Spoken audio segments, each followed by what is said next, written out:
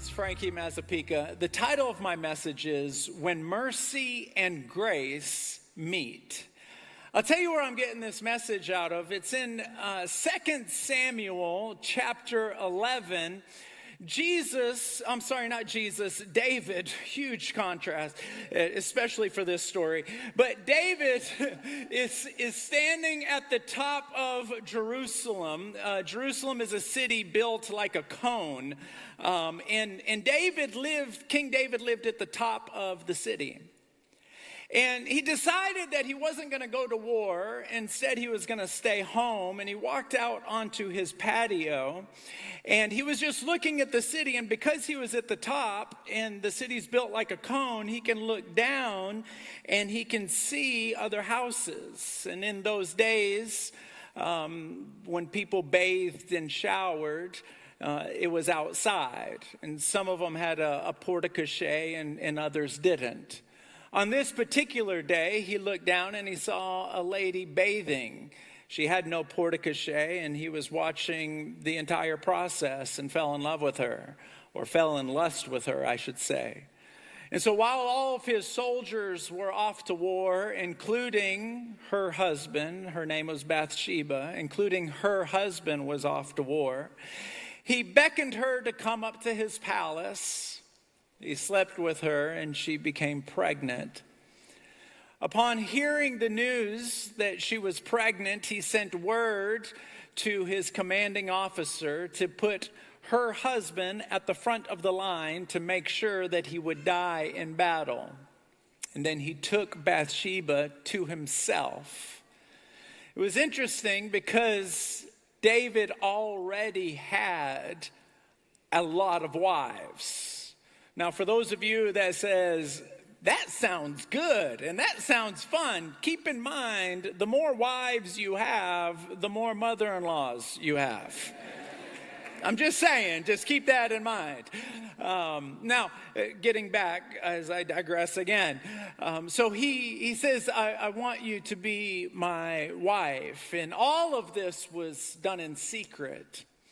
And now, this is where we're going to get our text. In the very next chapter, in 2 Samuel chapter 12, the first 7 verses sound something like this. And so the Lord sent Nathan the prophet to David to tell him this story. There were 2 men. One was rich and one was poor. The rich man owned many sheep and cattle. The poor man owned nothing except for 1 sheep, 1 lamb that he bought. That lamb he raised himself, and the lamb grew with his children. The lamb ate from his own plate and drank from his own cup. He loved this lamb. And one day, there was a visitor that came to the rich man's house. But rather than killing one of his own animals, one of his own from the flock or the herd, he took the lamb from the poor man and killed it and presented it to his guests. Now, when David heard this story, he said this, as sure as the Lord lives, he vowed, any man who does anything like that shall die. And he shall repay 4 lambs for the 1 lamb that he stole. And then Nathan the prophet looked at him and said, you are that man. The Lord God of Israel anointed you to be the king of Israel and saved you from the power of Saul. Now in verse 12, Nathan says this, what you have done in secret, the Lord will do for you openly in front of all of Israel. And then later on in the chapter, I believe it's verse 18, it says that 7 days after Bathsheba bore her son, the baby died. Now put yourself in David's position. Imagine what he is feeling. His entire world is crumbling right beneath his feet. He's humiliated, he's embarrassed, and he feels as though God is against him. He's shameful, he's embarrassed. Everything in his life is being rocked. What I want to spend time on this morning is what David wrote in his journal at that time. So for the remainder of this service, I'm going to cover 3 things that he said. 2 of them are in Psalms 51. One of them is in Psalms 51:10, then Psalms 51:17, and the third one is in another chapter. It's Psalms 130, verse 7. So let's walk through his thoughts, and I believe that we'll all glean something from it. The first thing that he says in Psalms 51:10 is he says this: create in me a pure heart and renew a steadfast spirit within. He had come to the place in his life where he realized that although I love you, my flesh and my body keeps failing me. I keep doing, just like what Paul said later on, I keep doing the things I don't want to do. Will you please create in me a pure heart? I cannot do this myself. I cannot. Will you please create in me a pure heart? I hope that encourages you right there. For every single one of us who look in the mirror and just go, I don't pray as much as I used to. I say things I should not say. And I'm not going to wave at anybody in an aggressive manner in the car again. I'm not going to, God, help me. The pressure is not on you to be better. The pressure is on you to look to the person who can make you better. Amen. Everything depends on who you depend on. If you are depending on yourself to progressively make yourself better, you will always be disappointed. Becoming righteous and holy and walking with the Lord and knowing his ways and hearing his voice, that is not something that you can control like you turn up the volume in your car. You cannot make that happen. You can try to make it happen. You can try to make your heart more sensitive and say, be good, be good, be good, be good, be good. And then you stop kicking yourself. You cannot do it. The enemy wants to come along and says, look at you, look at you, look at you. Just know you cannot do this on your own. That's why he said, create in me a pure heart. And what's wonderful about God is that he sends angels out of his presence to the earth to create, Ezekiel 36:26, I will create in you a pure heart. Watch this. I was in Costa Rica a few weeks ago, and my family and I were going up this waterfall. Now, when I say I'm going up the waterfall, we are walking on the rocks. I don't know what we ate for breakfast to make us go crazy, but we're going up the rocks. We could have very easily just taken a pathway up. In fact, there were stairs over there. But no, Team Mazzapica wants to go up the rocks. Why? Because other people went up the rocks, so we're going to go up the rocks. So we're going up the rocks. While the waterfall is coming down, it's hitting rocks, splashing on the rocks that we're trying to climb up. Those rocks are so slippery. One slip, boom, boom, boom, boom, boom, down the rocks. Bye-bye, I'm flying with cherubims. Beep, beep, beep, I'm gone. As I'm going up, I'm holding my 7-year-old daughter's hand. She's scared. I'm pretending like I'm not scared. We're going up by the rock one at a time. All of a sudden I look up and there's a Tico smiling at me. Now, in Costa Rica, they call themselves Ticos and Ticas. And so I look up and this young man, he's smiling at me. He comes running down the rocks barefoot. And I'm looking at him. He grabs my daughter, which all of us who are parents, we love our kids more than we love ourselves, right? If you're with me, say yes. He goes, he grabs my daughter, throws her over his own shoulder, and starts running up the waterfall. Just before I said, hey, get back here, I thought to myself, she's safer on his shoulders than she is in my hand.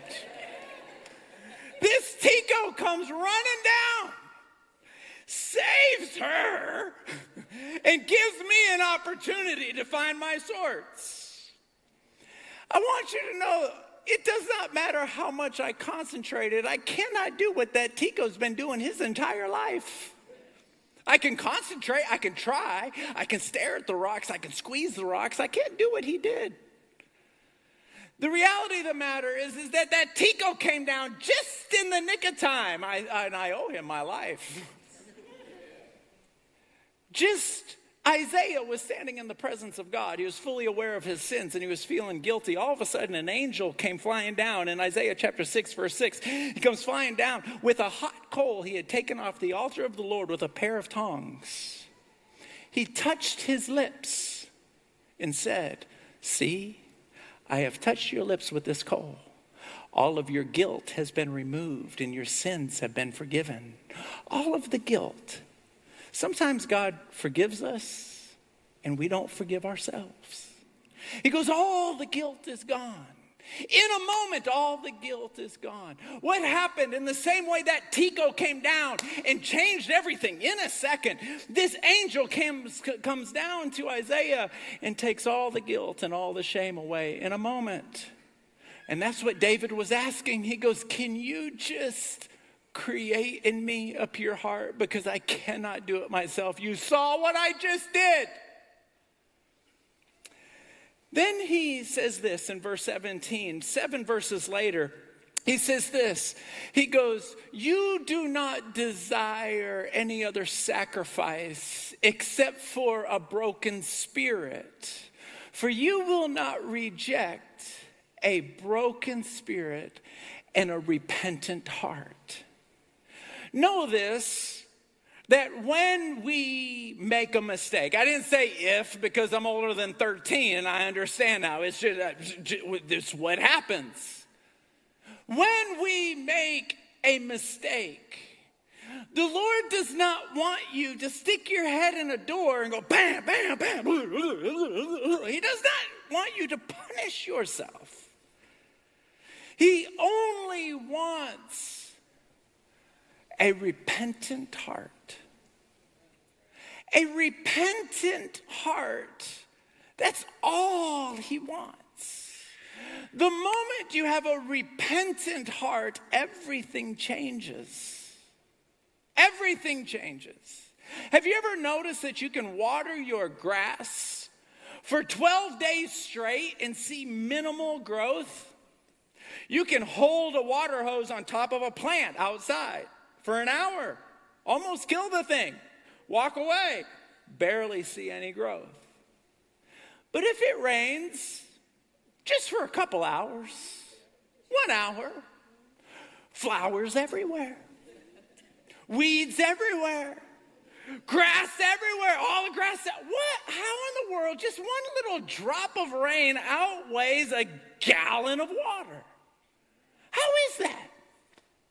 Well, those of you who are really smart, you're thinking to yourself, Frankie, it's treated water. You're thinking to yourself, there's chlorine in that water. There's salts in that water. It's been treated so that when people drink it, it's safe. Okay, touche. However, let's keep this one thing in mind. One drop from the heavens causes more life than gallons of water that we've been doctoring. Gallons. In a moment, everything changes. But all of this is started by a repentant heart of saying, God, I want you to help me. I am sorry. There are certain magic words in any language. For instance, I'm sorry in English they're magic words. Lo siento in Spanish. Magic words. Anytime you say, I'm sorry, they're magic words. If I do something hypothetically that my wife is disappointed with, hypothetically, when I say I'm sorry and mean it without putting a but at the end, I'm sorry, but that messes everything up. But if I say I'm sorry, those are magic words. Please is another magic word. Por favor. I'm showing off. Am I doing good? I only know 4 words, so I'm about to run out. Magic words. Why do they mean so much to you? Because they mean so much to your Father. When you say, I'm sorry, everything in a moment changes. But I want to spend a little bit of time on this next verse. Psalms 130, verse 7. It says this, David had already gone through hell and back, and now he's talking to Israel. He's writing a letter to Israel. He's already out of the Bathsheba stage. He's already out of that. And now he's writing a letter to Israel because Israel is in a state of need. His people, it's kind of like our president telling us, hey, I know things are hard. He's writing a letter to us. It's like a State of the Union. And so David writes, knowing all that God has forgiven him for, he writes these words. Psalms 130, verse 7. Keep hoping, keep trusting, keep waiting. For our God is trustworthy, kind, and forgiving. And he has 1,000 ways to set you free. 1,000 ways to set you free. Whatever your need is right now, whatever your state is right now, know this. He's trustworthy. He's kind. He's kind. Whatever your state is, remember that you're looking at a person who is more kind. His kindness exceeds anything that you can understand. He's kind and he's forgiving, and you might be able to think of one way your life could change. He has 1,000 ways to change everything in your life. So if you put those 3 verses together, number 1, he's saying, I'm looking to you to create in me a pure life. He's looking at him and he's saying, my life, I am sorry for all that I've done. And now on the back end, he's saying this, wow, I've just gone through hell and back. Has anyone gone through hell and back a few times? You actually know your way around? Right? You're like, watch out right there. That's it. Yeah, watch out right there. Yeah, you know your way around. Then he writes, he is so kind. He is so forgiving. He is so loving. Let me ask you a question. Mercy and grace. Has that ever sounded like the same thing to you? It's mercy and grace. They're 2 very different things. Mercy is when God looks at you and forgives you of all that you've done. Grace is when he gives you the power and ability to do what you cannot do on your own.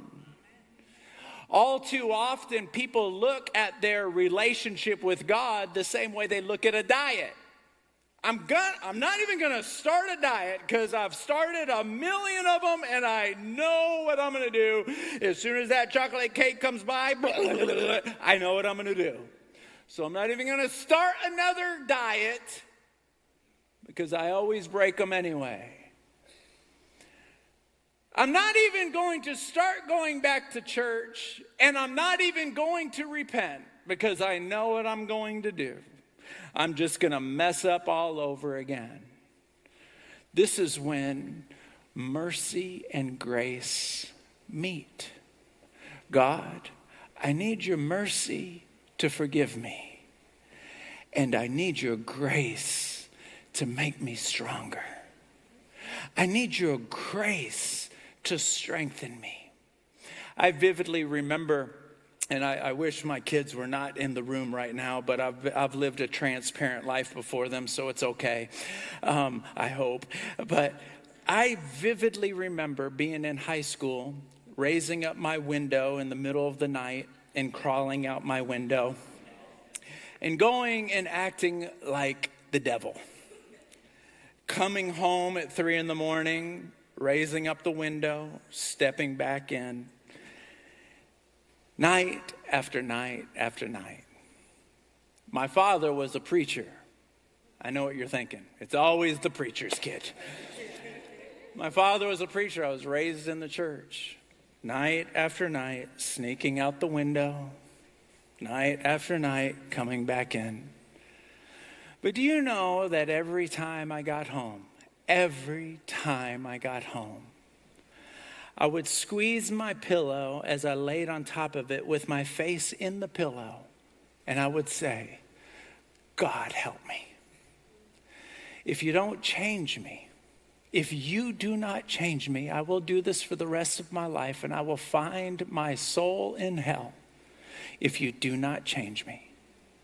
The next night, out the window, back out. Come back in. Dear God, help me. Help me, help me, help me. Some of you in this room would say, stop going out the window.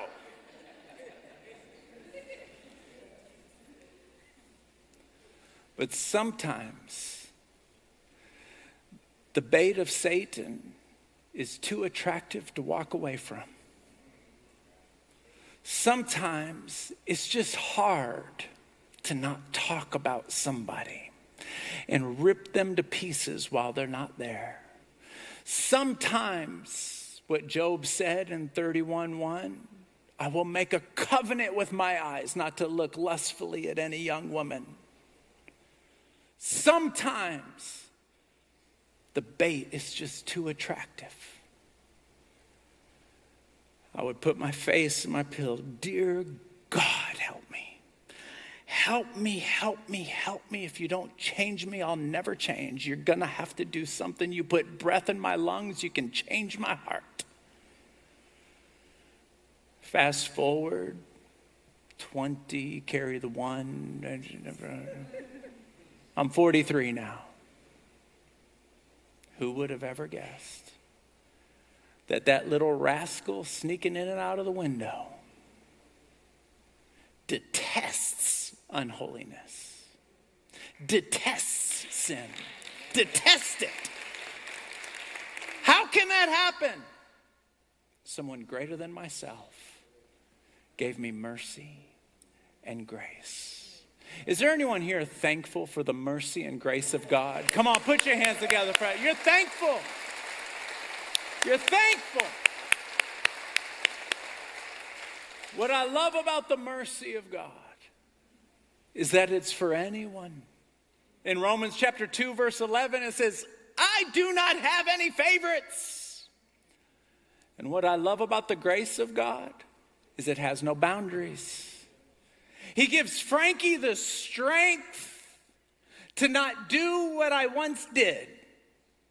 1 Corinthians chapter 11, verse 13. When I was a child, I spoke as a child. I thought as a child. I reasoned as a child.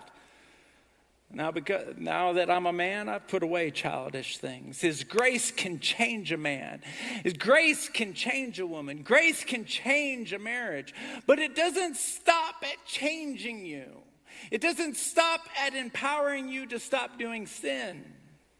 Grace is also the power to reach up and grab the hem of a garment, and then whatever you touch experiences the power that you are connected to. And that's when you see deliverance, and that's when you see healing, and that's when you see, so why don't we see any more healings? Don't get mad at God. You have to ask yourself, is there anyone grabbing that hem and hanging on to it? And hanging on to those words, John 12:14. Anyone who believes in me shall do the works that I have done. Anyone. Is there anyone here? You're anyone. The ball's in our court.